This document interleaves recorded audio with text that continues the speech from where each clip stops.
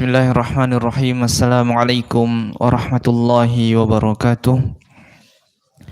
Innal hamdalillah nahmaduhu wa nasta'inuhu wa nastaghfiruh wa na'udzu billahi ta'ala min shururi anfusina wa min sayyiati a'malina. May yahdihillahu fala mudhillalah wa man yudlilhu fala hadiyalah. Asyhadu an la ilaha illallah wahdahu la syarikalah wa asyhadu anna Muhammadan abduhu wa rasuluhu salawatu rabbi wa salamuhu alaihi amma ba'd. Ayuhal ikhwah, a'azzani Allahu wa iyyakum. Tiada hentinya kami mengajak kepada kita semua untuk senantiasa bersyukur atas limpahan rahmat Allah Subhanahu wa taala kepada kita, sehingga pada kesempatan ini kita bisa berkumpul di majelis yang dipenuhi dengan berkah, keberkahan daripada Allah Subhanahu wa taala. Di majelis yang mana setiap kita yang duduk di majelis ini Allah Subhanahu wa taala ampuni dosa-dosanya. Bahkan Nabi sallallahu alaihi wasallam mengatakan dalam hadisnya, Allah Subhanahu wa taala berfirman, "Qumu maghfuran lakum." Berdirilah kalian dalam keadaan kalian telah diampuni oleh Allah Subhanahu wa taala. Di majelis yang Nabi sallallahu alaihi wasallam katakan bahwasanya tidaklah seorang keluar dari rumahnya untuk menuntut ilmu syar'i melainkan ia seolah-olah telah berada fi sabilillah, di jalan Allah Subhanahu wa taala, berjuang untuk tegaknya kalimat tauhid, seolah-olah seorang mujahid fi sabilillah, orang yang sedang berjuang dalam mempertahankan agamanya. Kemudian salawat serta salam senantiasa kita ucapkan untuk Nabi Muhammad sallallahu alaihi wasallam, yang mana kita mencintai beliau, dan di antara bentuk kecintaan kita kepada beliau adalah hadirnya kita di majelis yang mulia ini. Kita belajar daripada sejarah-sejarah beliau, daripada sejarah-sejarah sahabat beliau yang mana mereka telah ditazkiyah, telah direkomendasikan, disucikan oleh Allah Subhanahu wa taala untuk kita ikuti. Radhiyallahu anhum wa radu an. Sesungguhnya Allah Subhanahu wa taala telah ridha kepada mereka dan mereka pun telah ridha kepada Allah Subhanahu wa taala. Maka kita berusaha semaksimal mungkin dalam setiap aspek kehidupan kita untuk kita mengikuti mereka. Maka dengan mempelajari sirah beliau, sejatinya ini adalah tanda cinta kita kepada beliau dan para sahabatnya, dan semoga kita dibangkitkan bersama mereka oleh Allah Subhanahu wa taala, sebagaimana Nabi sallallahu alaihi wasallam katakan, al-mar'u yub'atsul mar'u ma'a man ahab. Sejatinya semua orang itu akan dibangkitkan bersama siapa yang dia cintai, bersama fansnya. Maka ajib ayuhal ikhwah, kalau ada di antara kita yang ternyata lebih paham, lebih mengetahui nama pemain bola daripada nama para sahabat Nabi. Ini luar biasa ya, sesuatu yang aneh terasa di telinga kita kaum muslimin ya. Karena bahkan tadi Anda lihat anak kecil ya, anak kelas 1 SD, luar biasa ketika gembira langsung loncat, kemudian begini tangannya. Kayak anak tanya, gaya apa ini? Karena bukan satu orang, itu banyak. Akhirnya anak tanya, gaya apa ini? Ini gaya Cristiano Ronaldo katanya. Allahul musta'an ya. Yang diketahui adalah orang-orang yang kafir. Maaf ya, orang-orang yang non muslim. Tapi ketika ditanya siapa sahabat Nabi sallallahu alaihi wasallam yang ditunjuk sebagai khalifah ketika wafatnya Nabi sallallahu alaihi wasallam, ditunjuk oleh Abu Bakar sendiri untuk menjadi pengganti Rasulullah. Siapa? Tidak tahu tentunya. Siapa khalifah kedua? Tidak tahu. Siapa sahabat Nabi yang ahli memanah? Tidak tahu. Siapa sahabat Nabi sallallahu alaihi wasallam yang misalkan diletakkan batu di atas dadanya? Tidak tahu. Tapi ketika bertanya siapa nama pemain klub inilah, klub A, ditahu semuanya ya. Ya, ini maka dari sini kita berusaha semaksimal mungkin untuk menjaga anak-anak kita, untuk menjaga keturunan kita, jangan sampai mencintai orang-orang yang non-muslim lebih daripada mencintai Nabi dan para sahabatnya. Bukan berarti semua kita mungkin mengaku cinta. Saya cinta kepada Nabi, saya cinta kepada sahabatnya. Tetapi ketika kita bertanya, mana buktinya? Sebutkan namanya, sebutkan riwayat hidupnya, biografinya. Tentu tidak tahu. Tapi ketika antum tanya, pemain ini pindah dari klub mana ke mana, mereka tahu. Berapa gajinya per minggu, mereka tahu. Wal'iyadzubillah, hati-hati jangan sampai kita dibangkitkan bersama fans kita, ternyata fans kita itu orang kufar. Na'udzubillah ya. Na'udzubillah. Alhamdulillah ya, kalau anak pribadi nggak paham dengan nama-nama mereka. Sudah tidak pernah nonton bola, lama sekali tidak pernah nonton bola. Kecuali tadi sempat, benar. Sempat tadi gara-gara teman tidak tahu cara masuk ke aplikasi, akhirnya anak coba-coba untuk memasukkan kesenangan ke dalam dadanya. Ya, ini adalah disunnahkan tentunya. Anak coba beli, kemudian nonton. Alhamdulillah, dari dua tim ya namanya Piala Dunia, dua negara yang sedang bertanding, ana hanya mengingat satu saja nama pemainnya. Ya, pemain Inggris itu saja. Alhamdulillah yang lainnya tidak tahu kita. Karenanya sekali lagi ana mengajak kepada antum sekalian untuk menjaga anak-anak kita, jangan sampai semua mereka gaya-gayanya diikuti, dipelajari biografi-biografi mereka, ternyata luput daripada memahami atau mempelajari sirah Nabi dan para sahabatnya. Kemudian ikhwati fillah azanillah wa iyyakum, kita lanjutkan pembahasan kita pada negosiasi Quraisy kepada Abu Thalib. Kemarin sempat kita membahas tentang negosiasi yang pertama, yang mana negosiasi ini merupakan negosiasi yang berjalan tanpa ada perlawanan baik dari pihaknya Quraisy ataupun Abu Thalib. Artinya negosiasi yang berjalan dengan lemah lembut, ya, karena mereka meminta kepada Abu Thalib, wahai Abu Thalib, sesungguhnya keponakanmu Muhammad itu telah mencela Tuhan-Tuhan kami, mencela nenek moyang kami, mencela agama kami, mencela akal-akal kami. Dia mengatakan kami tidak waras. Maka Abu Thalib pun dikatakan oleh mereka, bukankah engkau berada di atas apa yang kami berada padanya sekarang? Maka tolong hentikan keponakanmu daripada mendakwakan agamanya. Maka kemudian Abu Thalib menolak mereka dengan penolakan yang indah, penolakan yang lemah lembut, sehingga tidak terjadi masalah. Namun tidak berselang lama daripada penolakan itu, orang Quraisy mulai geram kembali melihat bagaimana dakwah Nabi istimrar, terus berjalan dakwah Nabi, tidak ada yang menghalanginya.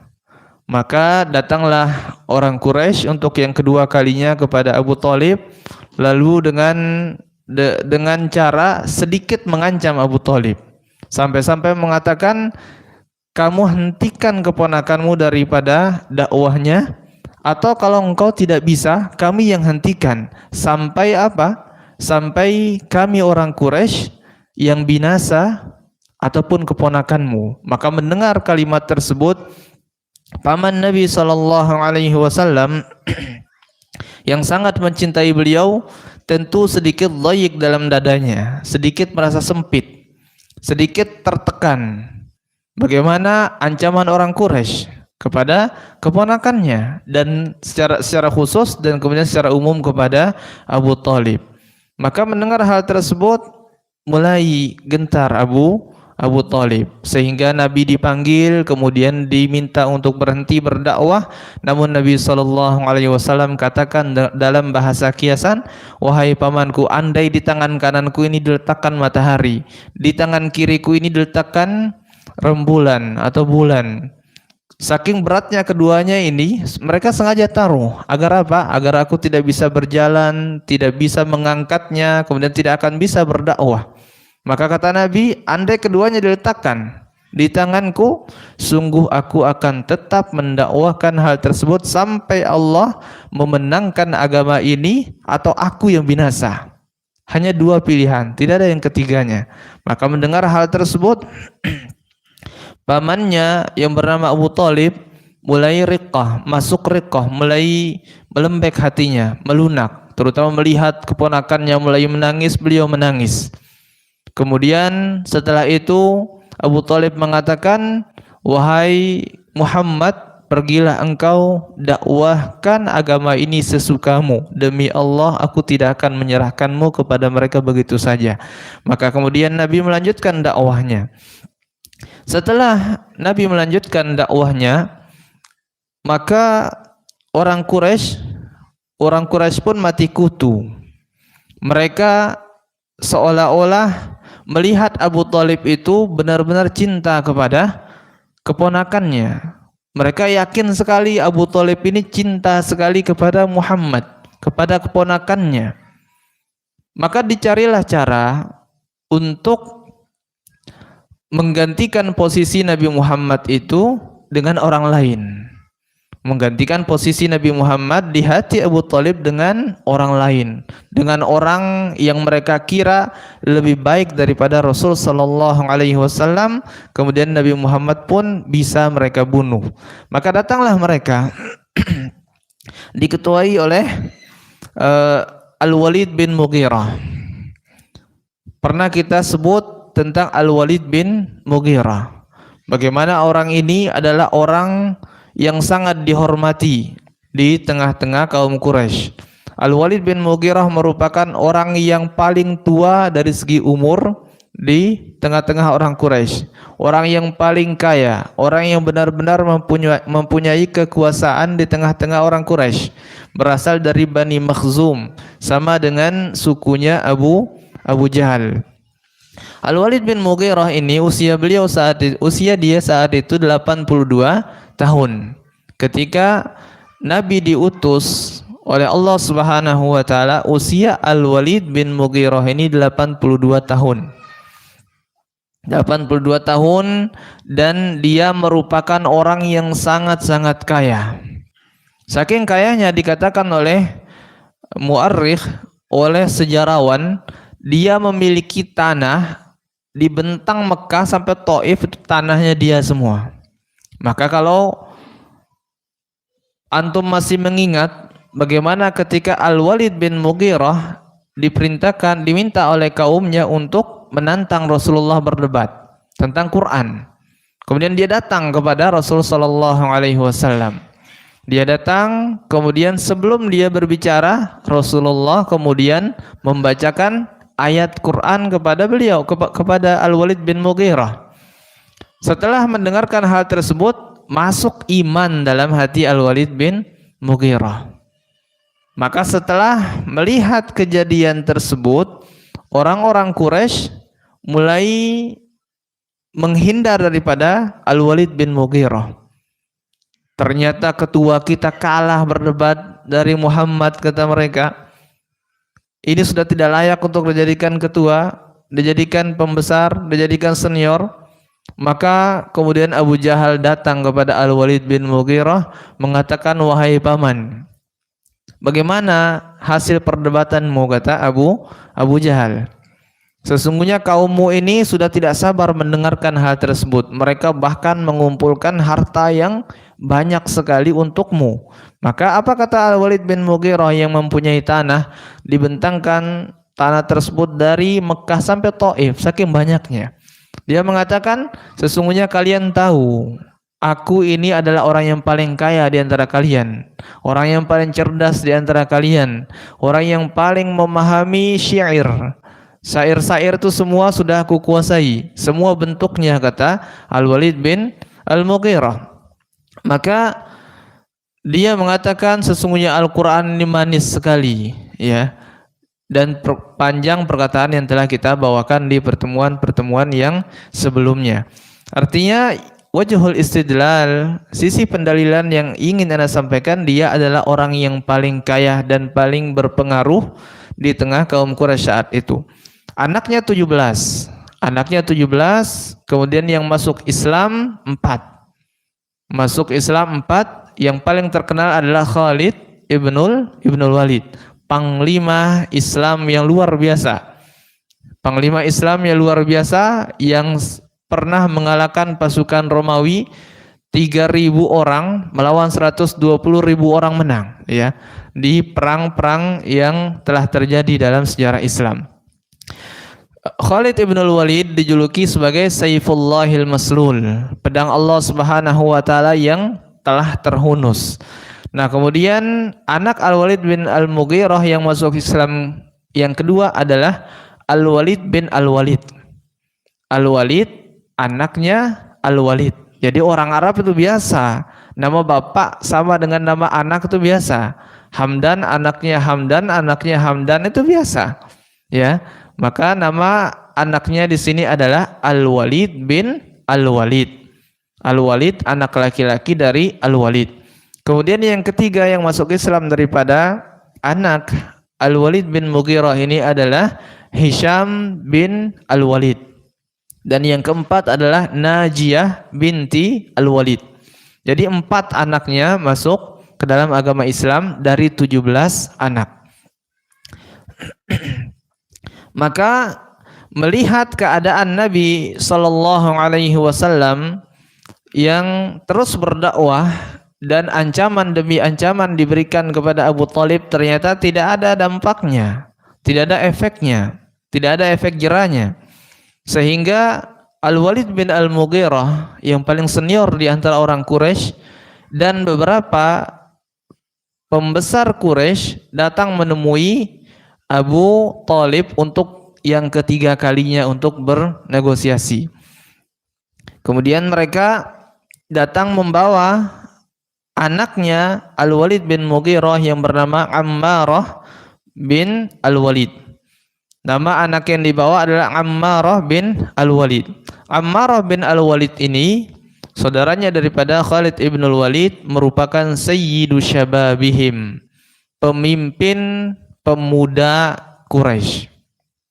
Orang yang terbaik di antara orang Quraisy saat itu, ya.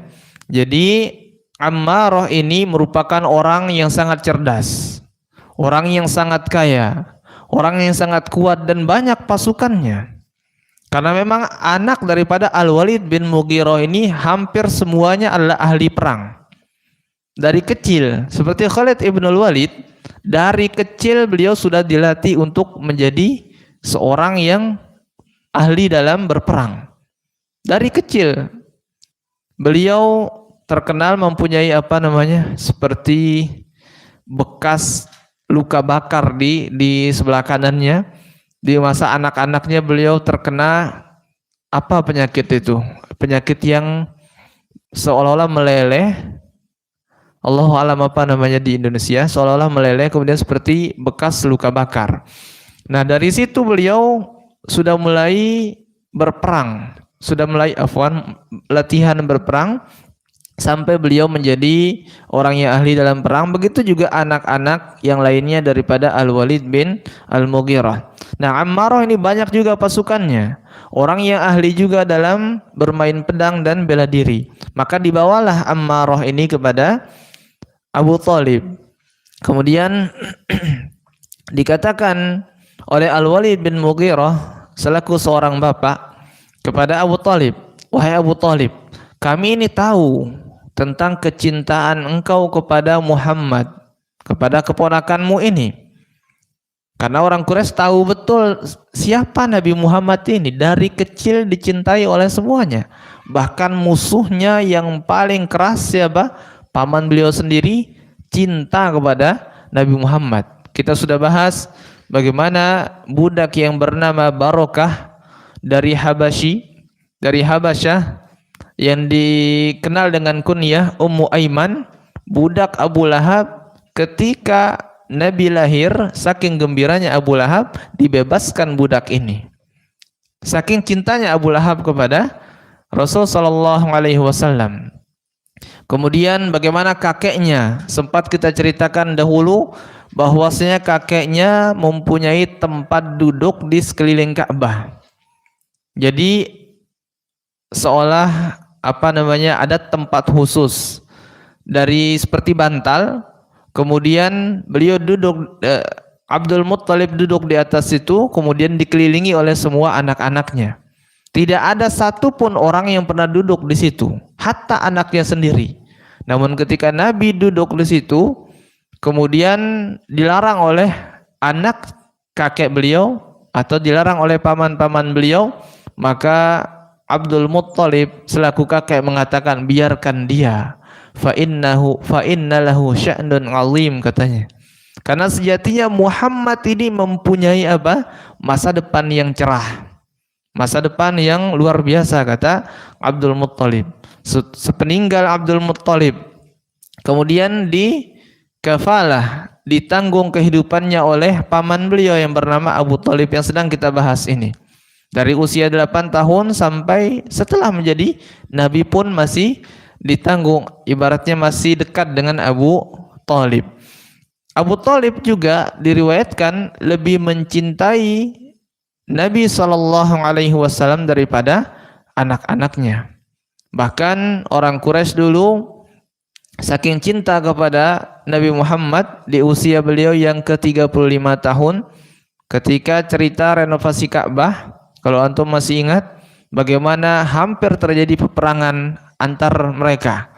Kemudian ketika Nabi Muhammad yang menjadi orang pertama masuk masjid, mereka semua mengatakan radhina bil amin. Kami ridha kalau Muhammad yang meletakkan batu atau Hajar Aswad itu kepada tempatnya. Ini menandakan cintanya semua orang kepada Nabi Muhammad. Maka datang Al-Walid bin Mughirah kepada Abu Thalib mengatakan, kami tahu engkau sangat cinta kepada keponakanmu ini, ya, tapi engkau menjaganya kelewatan batas sampai kita dicela, agama kita dicela, nenek moyang kita dicela, sesembahan kita dicela, engkau diam saja padahal engkau sama dengan kami. Kata mereka, kalau begitu kami ganti Muhammad ini di hatimu dengan anak saya. Kata Al-Walid bin Mughirah, Ammaroh, orang yang cerdas, orang yang kaya, orang yang ahli dalam berperang, orang yang banyak pasukannya. Kalau engkau ambil dia sebagai anakmu, maka apa yang terjadi? Kalau ada suatu yang ibaratnya tidak bisa engkau selesaikan dengan sendiri, maka minta bantuan kepada Ammaroh, pasti dia bisa. Kalau engkau diganggu oleh orang, dia punya pasukan yang banyak. Kalau engkau kemiskinan, dia bisa kasih engkau uang. Ini kata Al-Walid bin Mughirah dengan sombongnya kepada Abu Thalib. Dengan syarat serahkan Muhammad kepada kami, kemudian kami akan bunuh dia. Coba konyol sekali negosiasinya. Kemudian Abu Thalib mengatakan, kalau yang sebelumnya negosiasi sebelumnya masih dijawab dengan lemah lembut. Negosiasi yang ketiga dijawab oleh Abu Thalib dengan ibaratnya sedikit bentakan, ya. Wallahi labi sama tatlubun. Wallahi labi sama tatlubun, demi Allah, kata Abu Thalib dengan marahnya beliau, dengan marahnya Abu Thalib, wallahi demi Allah, sungguh buruk sekali permintaan kalian. Buruk sekali negosiasi kalian. Atu'tunani ibnakum aghzuhu lakum. Apakah kalian memberikan kepada kalian anak kalian, yakni Ammarah ibn al-Walid? Apakah kalian memberikan Ammarah ini kepadaku untuk aku rawat dia? Aku jadikan dia pendamping yang selalu ada, bodyguardku misalkan, ya. Dan dia makan daripada makananku. Ternyata aku memberikan kepada kalian anakku, anak saudaraku atau keponakanku untuk kalian bunuh. Kan buruk sekali. Ya, ibaratnya ana punya anak, kemudian Amer punya anak.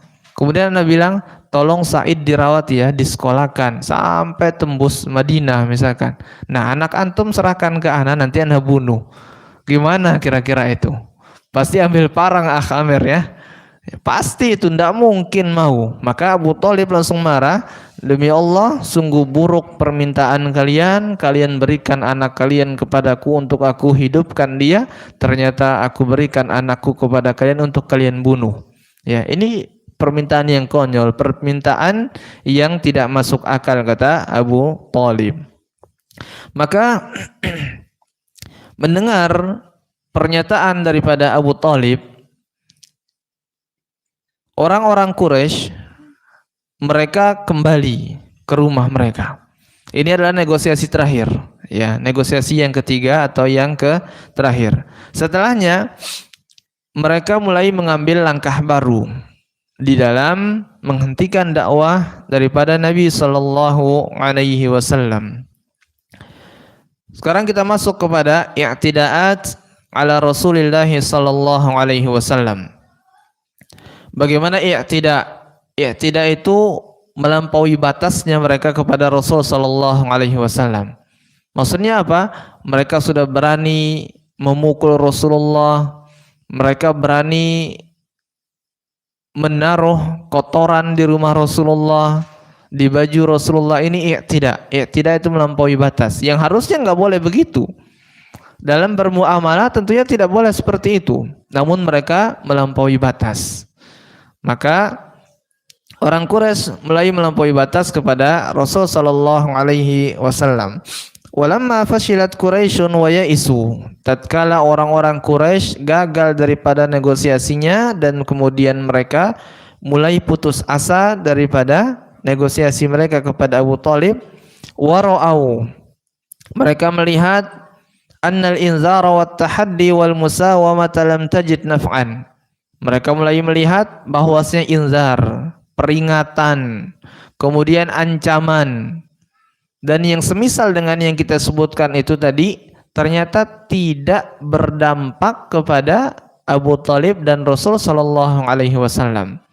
Mereka mulai berpikir, mereka bermusyawarah satu sama lain, sehingga mereka mulai mengambil langkah untuk i'tida, mulai mengganggu Rasul Sallallahu Alaihi Wasallam dengan perbuatan ataupun dengan perkataan mereka.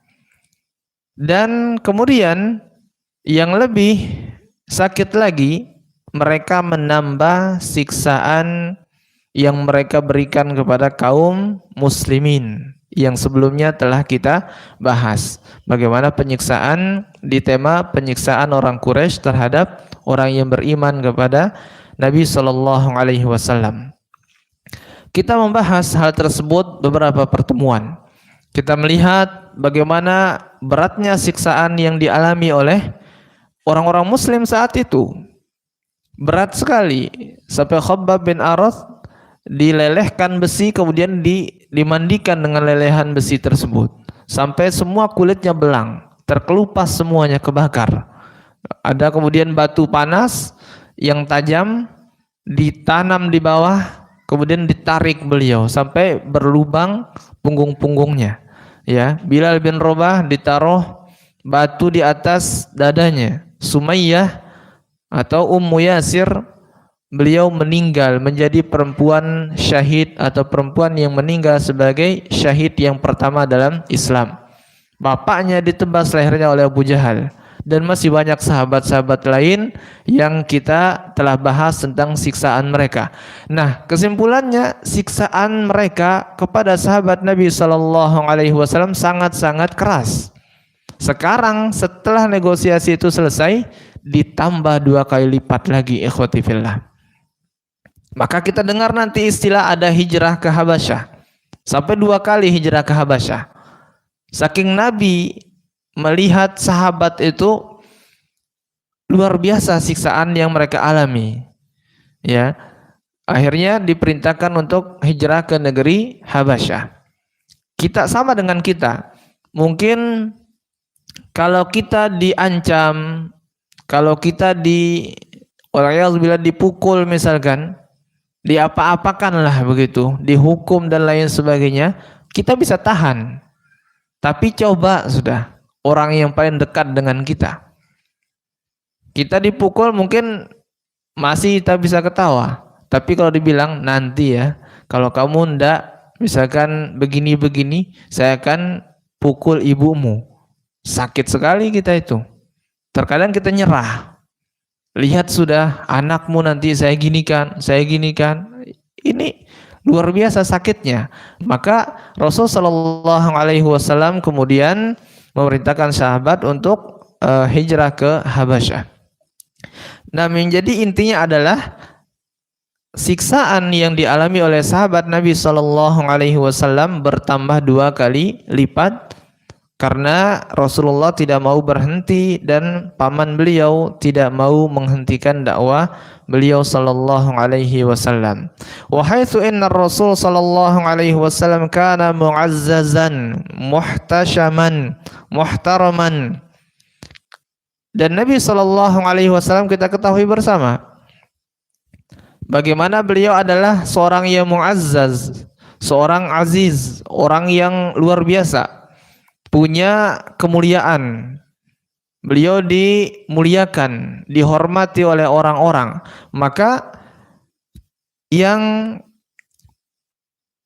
melakukan i'tidah, yang melampaui batas kepada beliau, mengganggu beliau ini hanya dilakukan oleh orang-orang yang mempunyai kedudukan di kaum Quraisy. Jadi pemimpin-pemimpin Quraisy seperti Al-Walid bin Mughirah, sampai turun apa? Turun surah Al-Muddatsir. Turun surah Al-Muddatsir mengancam Al-Walid bin Mughirah dia akan masuk neraka. Ya. Karena dia mengatakan itu alaiha tis'ata asyar. Malaikat penjaga neraka hanya 19 saja kata dia.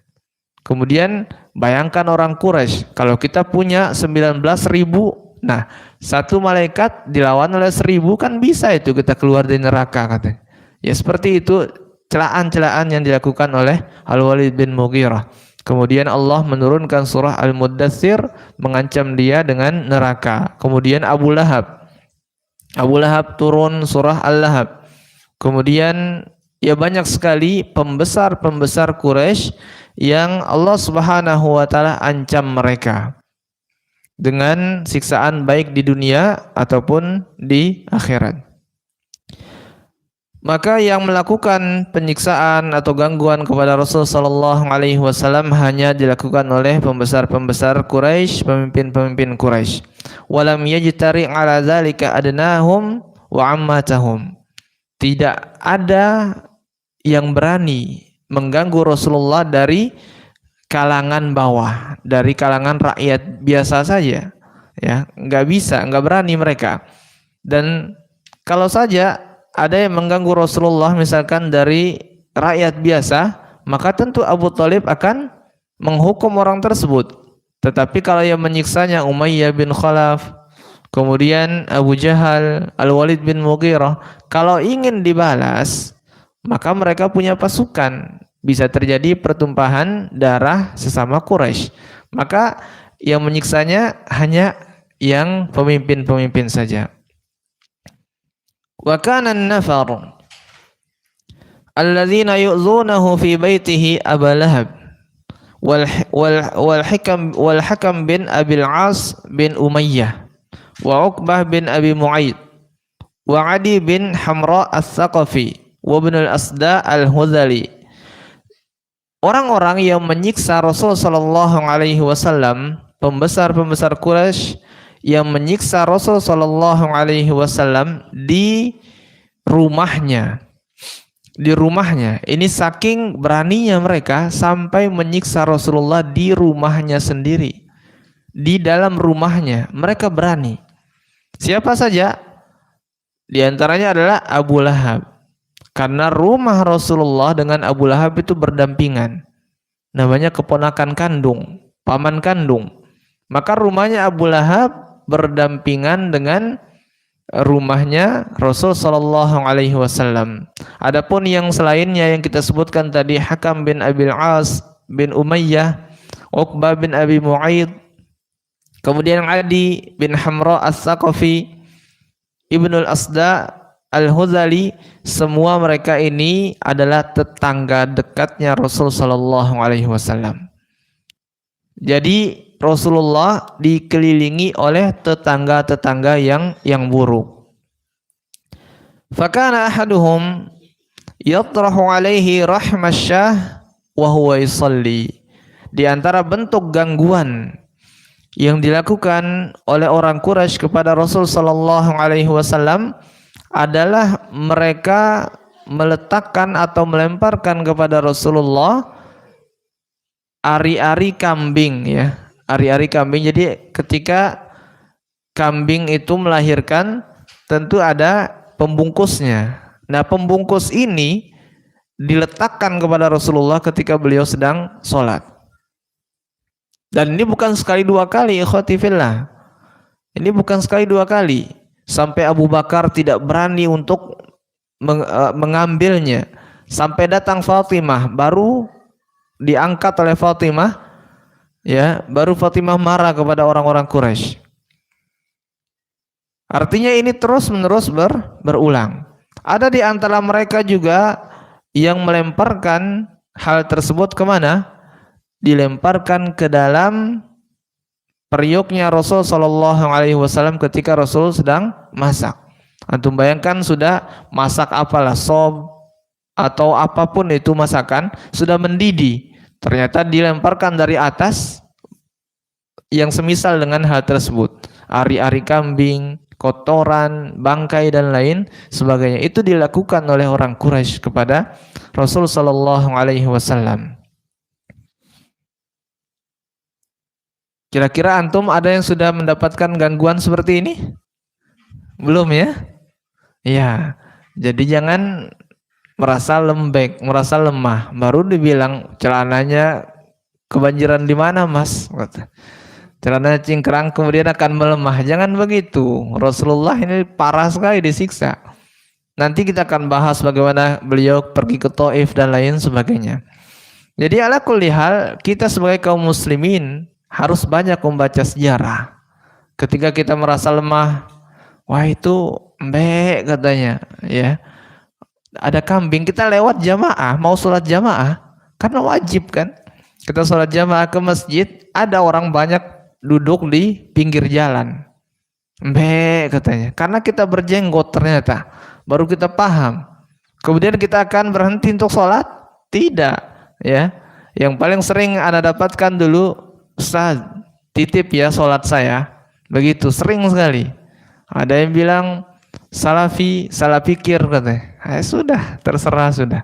Ya, intinya kita banyak-banyak membaca sejarah. Kalau ingin antum istiqomah, kalau antum ingin istiqomah di jalan Allah Subhanahu wa taala, perbanyak membaca sejarah. Qul siru fil ardi fanzuru kaifa kana 'aqibatul mukadzibin, kata Allah. Katakan kepada mereka, wahai Muhammad, berjalanlah kalian di muka bumi ini, cari cerita-cerita orang-orang sebelum kalian. Lalu setelah itu apa? Lihat bagaimana kesudahan orang-orang yang mukadzib, orang yang membangkang. Orang-orang yang membangkang, orang-orang kafir, orang-orang yang soleh, lihat semuanya. Dibaca ceritanya. Maka ada dalam Al-Quran, inna hadzal Quran yaqussu ala bani Israel. Al-Quran ini diturunkan untuk menceritakan Bani Israel. Kenapa?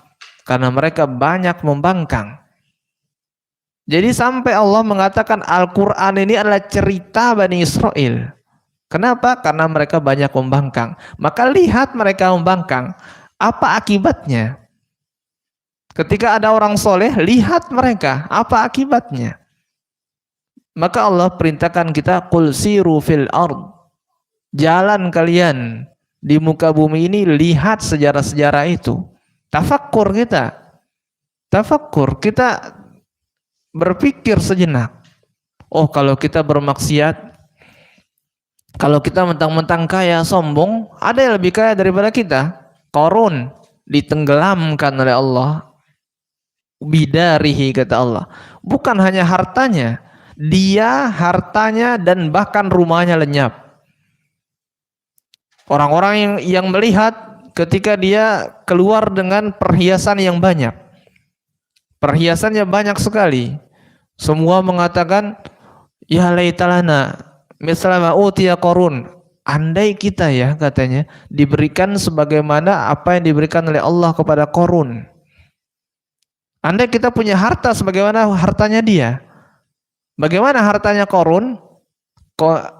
Kuncinya kata Allah Subhanahu wa taala dalam surah Al-Qasas diceritakan, kuncinya tidak bisa diangkat oleh satu orang yang kuat.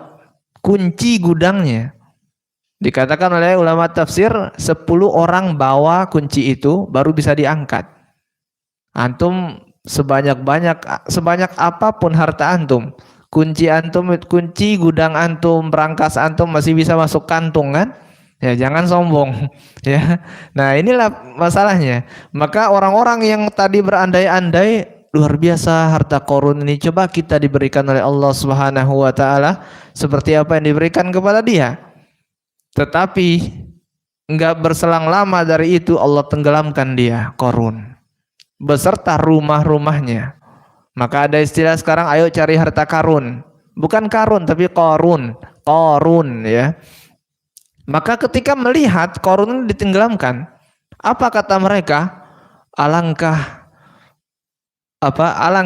penuh dengan hikmahnya Allah Subhanahu wa taala yang tidak menjadikan kami seperti Qarun. Tidak menjadikan kami banyak harta seperti Qarun, kemudian sombong seperti Qarun.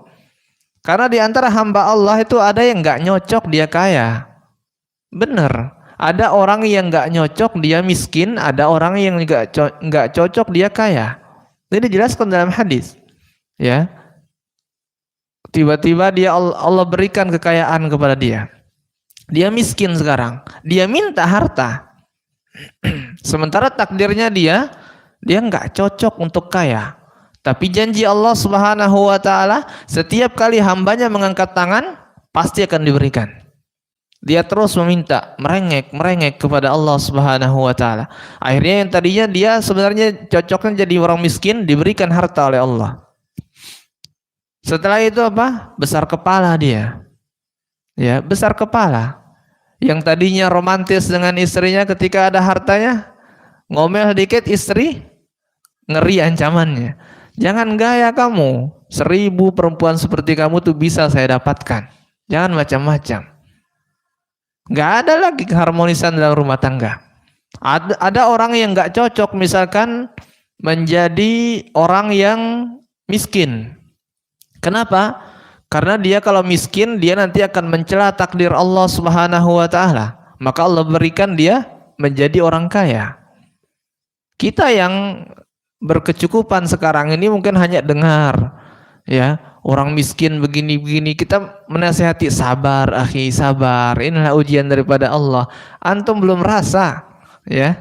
Boleh jadi ketika kita yang merasakan kita nggak sabar. Jadi hamba Allah Subhanahu wa taala diberikan oleh Allah Subhanahu wa taala apa yang paling cocok bagi dia. Sehingga orang-orang yang tadinya bilang coba kami diberikan harta oleh Allah Subhanahu wa taala seperti yang diberikan kepada Qarun, sungguh ini hazzin azim kata mereka. Ini merupakan luar biasa, keberuntungannya luar biasa. Tetapi ketika dilihat Qarun ini ditenggelamkan oleh Allah, mereka langsung berubah.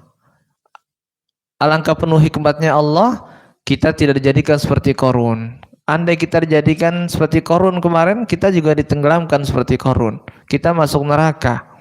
Ya, inilah kenapa kita harus melihat ya sejarah, menoleh kepada sejarah. Tidak boleh kita tidak menoleh kepada sejarah itu.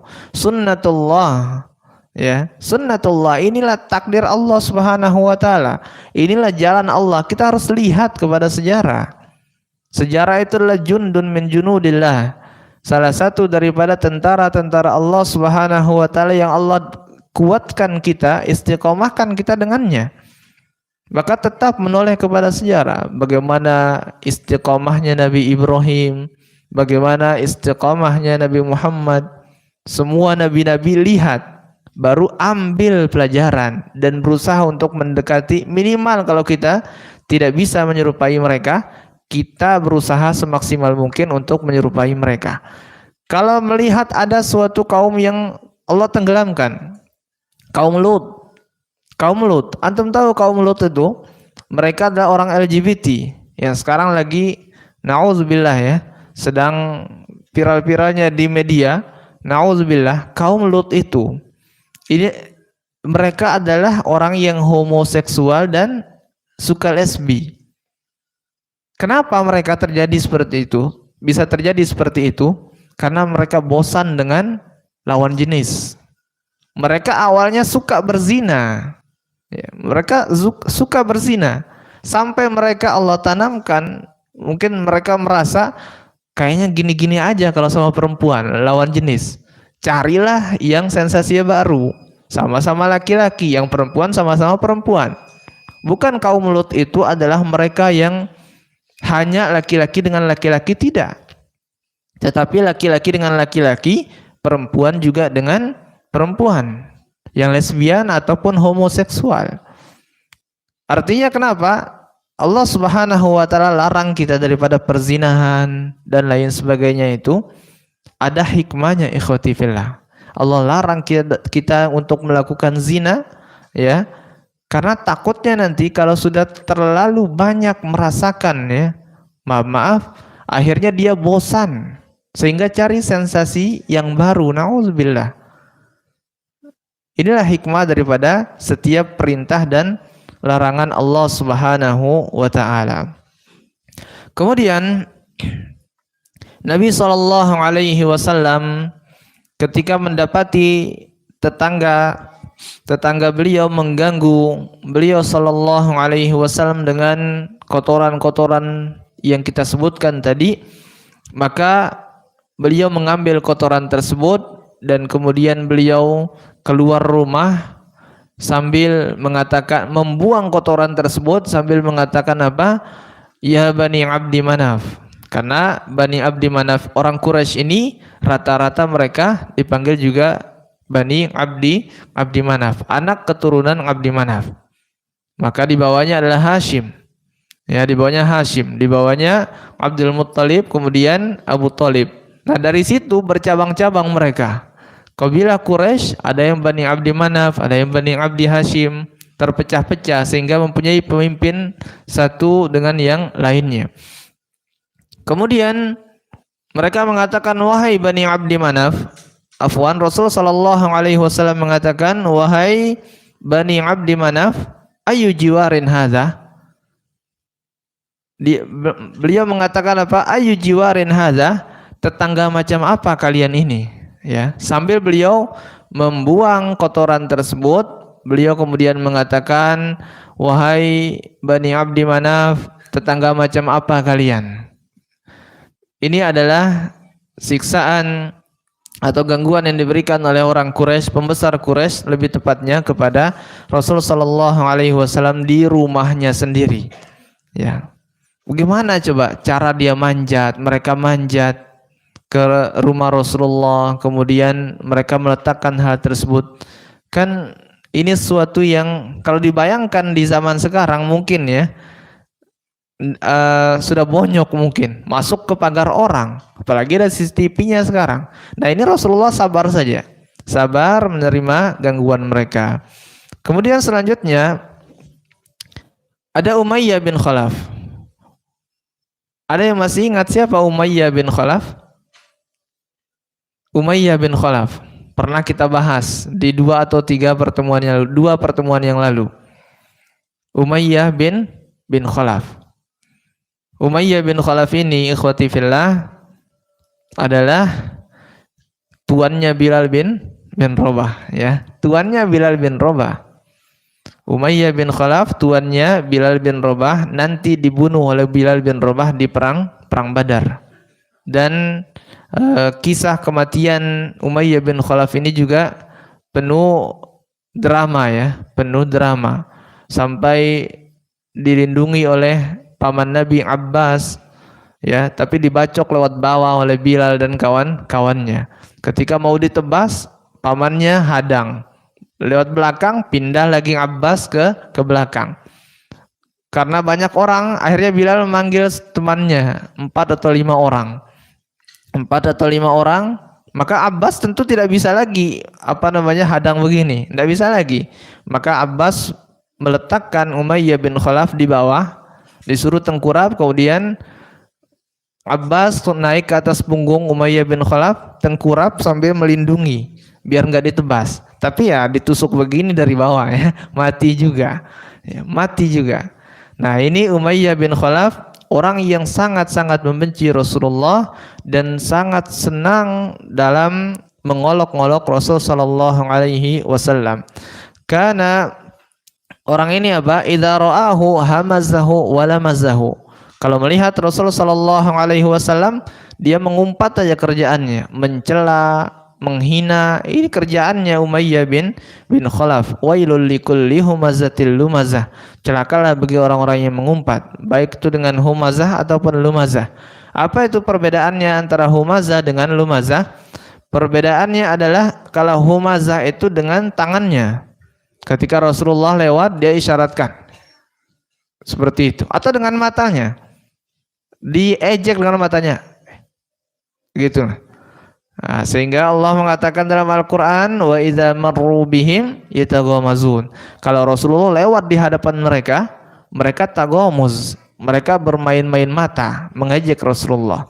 Ini pekerjaan Umayyah bin Khalaf. Kemudian lumazah, apa itu lamaz atau lumazah? Lumazah itu mengejek, menghina ataupun mengolok-olok dengan apa? Dengan lisannya. Kalau yang tadi dengan perbuatan, baik dengan tangan, isyarat tangan ataupun dengan mata. Kalau lumazah, dia mengatakan dengan lisannya, Nabi Muhammad penyihir, ini orang gila, ini dan lain sebagainya. Pokoknya sesuatu yang bermakna ejekan ataupun olok-olokan. Sudah azan ya? Saya mungkin kita cukupkan sampai di sini. Insyaallah kita lanjutkan nanti pada pembahasan bagaimana i'tidaat atau gangguan-gangguan ataupun bagaimana orang-orang Quraisy melampaui batas kepada Rasul sallallahu alaihi wasallam. Kita cukupkan sampai di sini. Semoga apa yang Anda sampaikan bisa bermanfaat bagi Anda pribadi dan bagi antum sekalian. Tutup dengan doa kafaratul majlis. Subhanakallahumma bihamdika asyhadu an la ilaha illa anta astaghfiruka wa atubu ilaika. Assalamualaikum warahmatullahi wabarakatuh. Silakan bagikan kepada keluarga, sahabat, dan orang-orang terdekat. Semoga Allah menjadikan setiap ilmu yang tersebar sebagai amal kebaikan bagi kita semua. Ikuti kajian-kajian Islam dari kanal Masjid Al-Hadi Manggar, Balikpapan Timur. Terima kasih atas dukungan dan partisipasinya. Jazakumullahu khairan.